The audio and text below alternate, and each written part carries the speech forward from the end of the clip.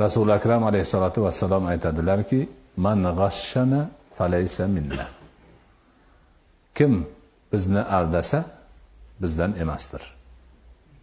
Bu hadis sharifni aytilishiga sabab bo'lgan hodisa shuki, Rasul akram alayhissalatu vassalam bozorda ketayotib bir xurmo furushni xurmo sotib o'tirganini ko'rdilar-da, yaqinlashib bordilar.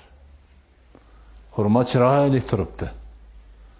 Xurmoning hammasi shunaqami deganlar, haligi odam indamay qoldi.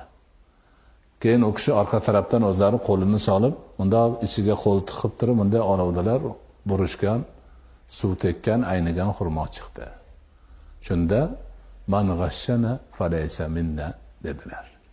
Kim bizni aldasa bizdan emasdir. Haligi xurmo purish yaxshi sifatli xurmolarni xaridorning ko'ziga ko'ringan tarafga qo'yib, qani endi xurmodan tortchi desa, haligi sifatsiz xurmoni tortib berishni niyatida o'tirgan edi. Mana shu gapni aytdilar. Bu narsa har bir ishga taalluqli. Tolibi ilm, talabalar dars vaqtida o'ynab yurib, imtihonga kelganda qalbaki yashirin javoblarni yozib olib, u yer bu yerga qistirib kirishini ham g'ish deyiladi.